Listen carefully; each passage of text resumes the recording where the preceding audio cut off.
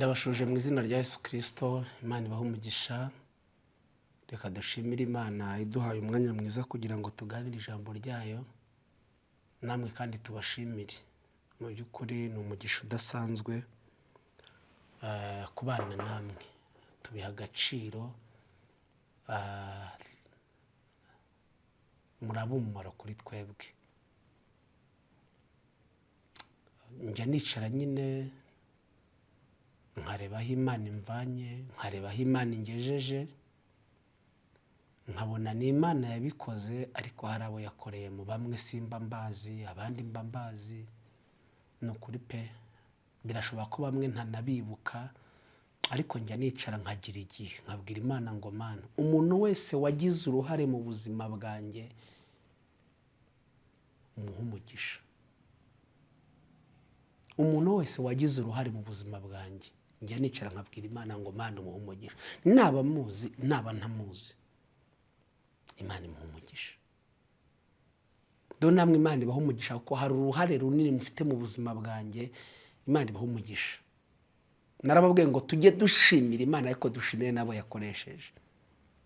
Imana ntabwo izava mu ijuru ngo iguhe akazi, yarakakubwiye, ariko hari umuntu izakoresha, hari uzagira uruhare mu guweja. Rero uzashimira Imana, ariko ushimire n'uwo muntu. Imana iba mu bantu, ikorera mu bantu. Rero Imana ibahe umugisha, Imana ibagire neza. Ndahamya neza yuko umugambi w'Imana ari mwiza kuri mwebwe. Birabanga ibyo yifuza kutugira ni byiza gusa si bibi, kugira ngo turebe umutima ibyo tuzabona hanyuma. Reka tuganire ijambo ry'Imana rero riri mu gitabo cy'Itangiriro. Itangiriro ibice 37, turasoma duhereye ku murongo wa 10. Hari ijambo rivuga ngo azirotorera bene se aramucyaha, aramubaza ati izo nzozi ni inzozi iki? Ni ukuri jye na nyoko na bene so tuzakwikubita hasi imbere yawe. Bene se bamugirira ishyari, ariko se ajya yibuka ayo magambo. Bene se bajya kuragirira umukumbi wa se i Shekemu. Isiraheli abwira Yosefu ati bene so ntibaragiriye umukumbi i Shekemu, ngwino ngutume kuri bo. Aramusubiza ati ntuma. Aramubwira ati genda umenye yuko bene so ari amahoro, n'umukumbi yuko ari amahoro, maze ugaruke umbwire. Nuko aramutuma, ava mu gikombe cy'i Heburoni agera i Shekemu. Umugabo amubona azerera mu gasozi. Uwo mugabo aramubaza ati urashaka iki? Aramusubiza ati ndashaka bene data, ndakwinginze mbwira aho baragiriye. Uwo mugabo aramusubiza ati baragiye kuko numvishe bavuga bati tugiye i Dotani. Yosefu akurikira bene se abasanga i Dotani. Bamwitegera akiri kure, bamugira inama yo kumwica atarabigira hafi. Baravuga bati dore Karosi araje, nuko nimuze tumwice, tumujugunye mu rwobo rumwe muri izi zacukuriye kubika amazi. Tuzavuge tuti inyamaswa y'inkazi yaramuriye, tuzamenya inzozi ze uko zizaba. Rubeni arabyumva, aramubakiza, arababwira ati twe kumuhwanya kandi mwe kuvusha amaraso, ahubwo mumujugunye muri urwo rwobo ruri mu butayu, ariko amaboko yanyu ye kumubaho, kwari ukugira ngo amubakize amusubize se. Yosefu ageze kuri bene se bamwambura ya kanzu ndende, baramufata bamujugunya muri rwa rwobo, kandi rwari rurimo ubusa, nta mazi yari arurimo. Bicazwa no kurya umutsima, bubuye amaso babona itara ry'Abishimayeli bavuye i Gileyadi, bagenda bafite ingamiya zihetse imibavu n'umuti womora n'ishangi, babijyanye muri Egiputa. Yuda abwira bene se ati kwica mwene data no guhisha amaraso ye byatumarira iki? Nimuze tumugure n'abariya Bishimayeli, amaboko yacu ye kumubaho, kuko ari mwene data, tukabakara kamwe. Bene se baramwumvira. Amen. Yenda nsomye amagambo menshi, ariko ntari buze kuvugaho umwanya munini, ahubwo ndi buze kuvuga ijambo Imana yampaye. Nigeze mbibabwira, ndababwira nti hari ijambo Imana yanshyize ku mutima tuzaganiraho. Ndashaka ko tuganira ku ijambo rivuga ngo umuntu Imana ifiteho umugambi ameze nk'igiti cy'umwumbati, aho umutaye hose aramera. Ndabisubiramo. Umuntu Imana ifiteho umugambi ameze nk'igiti cy'umwumbati, aho umutaye hose aramera.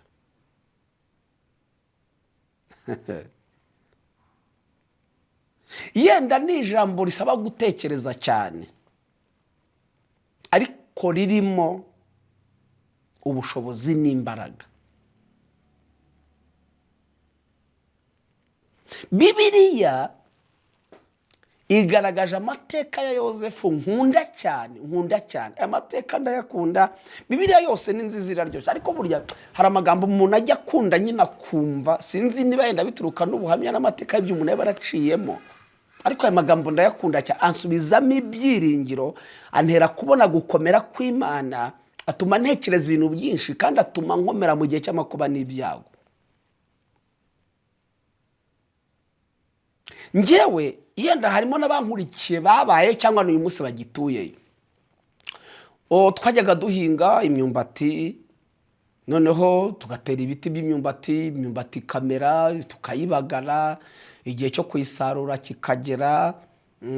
Mbere yo kuyisarura hari igihe babanza batereka tubanze dukureho ibiti by'imbuto tubibike. Bagatema ibiti babona, ntabwo ari byose babibakaga, bagatema ibiti babona by'imbuto bakabirunda ahantu, bakategereza ko igihe cy'inga kizagera, kandi indi season yo guhiga imyumbati kugira ngo ya mbuto bayitere. Iyo habaga hageze rero yuko ya mbuto iterwa, bakuragaho imbuto zikwiriye, babona ko zikwiriye, barangiza ibyo babona bede bakabijugunya. Icyatangazaga ni kimwe rero, nuko bya bindi wasangaga byarajugunywe, aho wabitaye wasangaga cyarameze, kandi cyamera kikera n'imyumbati, kandi cyari cyaratawe. Kuki bagitaye? Nuko babonaga kitavamo imbuto. Theo yaravuze ngo irizaba imbuto ntirimungwa, yarabiririmbye mu ndirimbo. Kuki bakijugunye? Nuko babona mu byo bakeneye kitarimo.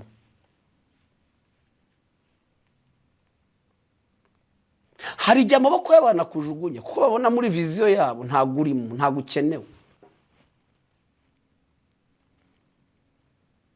Ngo kuko byagenze kuri Yozefu rero.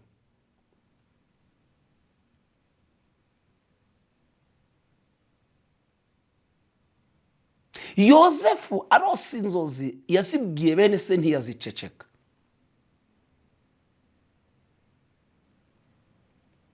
Aho kugira ngo banezezwe n'inzozi yarose, bababazwa n'inzozi yarose. Hari abantu badashimishwa n'ibyiza byawe. Hari abantu bumva Imana ikuvugaho bakumva babajwe. Niba umuntu ashobora kubabazwa n'inzozi, ubwo byasohoye byagenda gute? Niba umuntu yagira ishyari kubera imigambi Imana ifite itaraso, ubwiramutse yasohoye byagenda gute? Niba umuntu ashobora kubabazwa nuko washatse, yewe nturanabyara. Niba umuntu ashobora kubabazwa nuko wize, hakaba yakuvutsa amahirwe yuko wakora, ubwo uramutse warangije kwiga ukabona akazi byagenda gute? Naho umuntu akagira kubera inzozi. Ishyari ntabwo ari ry'uyu munsi, na kera ryahozeho. Se wa Yozefu rero aza guhamagara Yozefu ati, mwana jya gusura abavandimwe bawe, ndashaka unzanira amakuru y'uko bameze ndetse n'uko imikumbi imeze. Abwira umubyeyi ati, mubyeyi ntuma rwose ngende. Umubyeyi aremera, atuma umwana nawe yaremera, atumwa n'umubyeyi. Nawe urebe urugendo yakoze, urebe imvune yavunitse ajya gusura abakuru be batamukunda, kandi ngo yari afite ingemo. Kugeza naho yababuze, ahura n'umuntu mu nzira ati, nta bene data ubonye? Ati, bagiye i Dotani. Ngo agenda bakurikiye.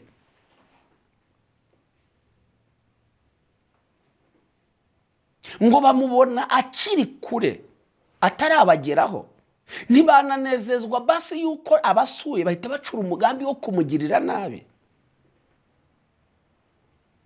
Ngo Rubeni arabyumva, amaze kubyumva ngo aravuga ati mwaretse ntitwice mwene data, ntitwishyiraho amaraso y'utariho urubanza, ko turi amaraso amwe, ko duturuka mu kara turi umwe, ni iki gituma ahubwo mureke tumute mu rwobo, kuko yabonaga kubabuza byo bitari bukunde. Ntabatereka tumute mu rwobo ariko two kumwica, yenda azaribwe n'inyamaswa ariko twe amaraso yo kutujyaho oya, ngo kwari ukugira ngo abone uko amubakiza azamusubize se. Inama barayanzura. Turi ku ijambo rivuga ngo umuntu Imana ifiteho umugambi ameze nk'igiti cy'umwumbati, aho mutaye hose aramera. Reka mabwiza ukuri, Imana nibigufiteho umugambi, aho bazakujugunya, aho bazaguta hose, ukuboko kw'Imana kuzabana nawe, ineza y'Imana izakubaho, ku buryo bazagira ngo byarangiye basanga ahubwo agace batuyemo ni wowe ukayoboye, kandi bari bazi ko ibyawe byarangiye. Umugambi w'Imana ni ikintu gikomeye, umuntu atavuga umunsi umwe, atavuga ukwezi, atavuga. Umugambi w'Imana ni ikintu gikomeye. Ngo bamuta muri rwa rwobo bicazwa, kandi bamutayemo ikanzu bayisigaranye. Mu by'ukuri nubwo bamutayemo ariko ikanzu bayikuyemo, barashaka kuza kuyihase ngo bamwereke yuko nyine ibye byarangiye. Ngo bicazwa no kurya ibyo yazanye, ariko uwabizanye ari mu rwobo. Ngo Yuda bakira aho nga, wumva umugambi w'Imana, wumva uburyo Imana igitegura plan yayo, wumva uburyo Imana igitegura gahunda. Reka uw'Imana izagirira neza iranamurinda. Ejo ni kuwa gatatu umuntu yaje gushima Imana,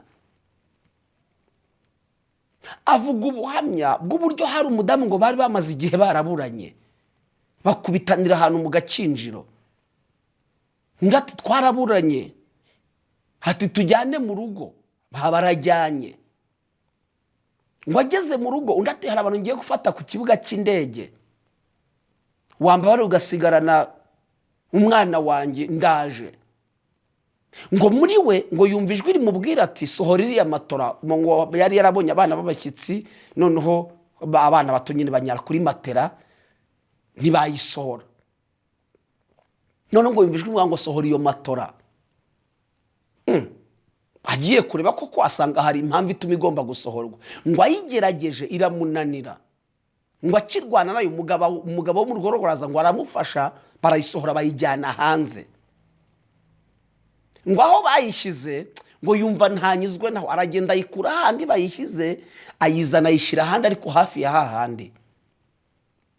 Kumbi hejuru muri etaje hari yakana k'uwo mumama, niho kari, ngira ngo yavuze ko kari kumwe na nyirakuru, ndibaza ahari. Icyo ngendereye ni ukugira ngo mbumvishe uburyo umuntu Imana ifiteho umugambi igira n'uburyo izamurinda, igira n'uburyo izamurokora. Kumbi kakana bakamenyereje guhagarara ku meza kagasimbuka bakagasama, guhagarara ku ntebe kagasimbuka bakagasama. Burya icyo utoje umwana icyo yakira. Akana rero ngo kabona nyine hasi hari uwamaze kwegereza matera, aho yumvishijwe iri mubwira kwegereza matera. Nyina nawe uw'umwana ngo abaraje. Kumbi akana kabona nyina uri hasi kwanika matora atamubonye. Kumba akana kamenyereye ko gasimbuka bakagasama. Mu bitekerezo byako hazamo ko ni gasimbuka mama wakuri inyuma y'igipangu ari buze kugasama. Kumba akana ngo kashyizeho agatebe kakuriraho, kaba kasimbutse nyine. Nyina yabibonye ahita agwa igihumure, uri hasi nawe ngo yumva akana kamuguye ku birenge kuri ya matera, hati ndasimbutse kubera ibyo kamenyereye. Yenda reka no gukomeza sitori uko yagenze, abari bahari barabyumvishe. Icyo nagendere ni kimwe, banza wumve inzira Imana inyuzemo kugira ngo irokore uyu mwana. Reba imyaka bamaze badahura, bahuriye mu gakinjiro, reba kujya mu rugo, reba gusohora amatera. Kumbi Imana irimo irategura uburyo iri buze kurokora uyu mwana ntanabizi, se ntabizi, nyina nta, ariko nabonyemo umugambi w'Imana ukomeye, nabonyemo uburinzi bw'Imana budasanzwe, nabonyemo kurinda kw'Imana. Kumbi Imana imuzanye aho ngaho kugira ngo aze kuba igisubizo, aze gutuma muri uwo muryango hataza amarira. Niyo mpamvu njye mbabwira ngo Satani akoresha abantu n'Imana ikoresha abantu. Barimo barategura umugambi wo kugira ngo Yosefu arangire, Imana irimo irategura umugambi wo kugira ngo Yosefu agere aho inzozi zizasohorera. Ngo haba haturutse Abishimayeli, Yuda atariko ubundi kuba hano mu rwobo biratumarira iki? Twamugurisha bakatwehera amafaranga. Erega ngo banzura kumugurisha, bamugurisha n'Abishimayeli. Abishimayeli ngo baramujyana, bahita bafata ya kanzu bambaye Yosefu, muzi ukuntu babaze umwana we bayisiga amaraso bayohereza se, bati twayibonye reba niba inyamaswa z'inkazi zaramuriye. Ngo ayibonye arayimenya, ngo amenya ko inyamaswa z'inkazi zariye umwana we. Ye ngo arayanga guhozwa, ariko nyine bigira habona ko byarangiye nubwo yanze kubyakira. Muzi ukuntu Yosefu yageze muri Egiputa, aba bari bamuguze bari abacuruzi, nabo bagombaga kumucuruza bakamwungukamo. Muzi uburyo bamugurishije, yisanga kwa muka Potifari, hari umukozi wo mu rugo. Gusa kubera umugambi w'Imana ngo hageze gusa akagira ukuboko kwiza, kukaba icyo koze kikaba cyiza. Muzi uburyo bahise wajya muri gereza, ibyo byose murabizi, Imana igenda imurinda. Bazi ko byarangiye. Muzi ko igihe cyageze asanga abandi muri gereza barota inzozi, arazibarotorera. Hatumwe bazamuca umutwe, undi azasubira guseriva vini bwami. Uko yabivuze aba ariko bigenda. Abwira uw'ibwami tuzanyibuke, ngo agezeyo ntiyamwibuka aramwibagirwa. Bene se bazi ko Yosefu yarangiye, kumbi ntibazi ko ari igiti kiri kumera.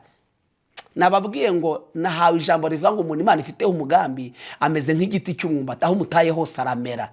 Iyo umurwanyirije ahangaha Imana imurindira ahangaha, iyo birwanyije Imana ibisohoreza ahangaha. Hari aho bizagira uba utagishoboye kumurwanya, uba utagishoboye kubera iki? Yamaze gushibuka. Wamurwanyije akiri igiti kimwe, ubu yamaze gushibuka. Ngo hashize imyaka 2 Imana ibona ko hageze ibyazanzozi zigasohora. Ngo umwami arota inzozi abura ubusobanuro. Wa muntu Yosefu yasobanura inzozi, nibwo avuze ngo hari umuntu asize muri gereza, ngo bamuhubuza muri gereza. Araza ngo asobanura inzozi, hati hazaba imyaka 7 y'inzara, hazaba imyaka 7 y'uburumbuke. Harasabwa abantu bize iby'ubuhinzi, bubaka ibigega, bahingishe bahuruke muri ya myaka 7. Ubwo hazaza imyaka 7 y'inzara izasanga mwe mufite ibyo kurya bihwanye n'imyaka y'inzara. Umugabo ati, umwami ati, nta wundi twabona uri mu mwuka w'Imana, we wabisobanuye nawe uzi uburyo byaje. Ngo uko Yosefu yinjiye mu nzozi, nguko yinjiye mu masezerano, yatawe ari igiti none kirashibutse kirameze, ahabwa ubutware n'ubushobozi. Ko ntawe uzinjira muri Egiputa atabyemeye, nta n'uzasohoka atabyemeye. Muzi ko byaje kurangira, bene se baza harabamenya bo ntibamumenya. Aza kubibwira, abasaba kuzana se ngo abatuzi Gosheni. Ibi byose murabizi mwa, ariko tekereza uburyo bamutaye, ariko reba uburyo yashibutse, akaba ababereye umumaro. Abereye Egiputa umumaro, abereye n'iwabo umumaro. We watawe, wowe uri mu bihe byo gutabwa, ye nawe utabirimo ariko jo wabyinjiramo. Sibyo nkwifuriza, ariko Imana igiye ibyemera ko bibaho. Waba birimo, waba uzabyinjiramo, naje kubwira ngo umuntu Imana ifiteho umugambi ameze nk'igiti cy'umwumbati, aho mutaye hose aramera. Ugiye kumera mu izina rya Yesu, ugiye gushibuka. Abantu bagiye kuzagutangarira, bagiye kuzibaza niba ari we cyane, bizabayobera. Navuga abantu benshi batawe, ba Yefuta n'abandi, ba Dawidi n'abandi batawe mu ishyamba, ariko bagashibuka bakaza kuba abantu badasanzwe. Ndagira ngo nkubwire ngo komera, umugambi w'Imana uri ku buzima bwawe. Aho bazaguta hose uzagerayo umere, aho bazakujugunya hose kuko Imana kuzabana nawe. Umugambi w'Imana ujya utuma dukirira aho twagapfiriye. Reka dushimire Imana kubw'umugambi wayo.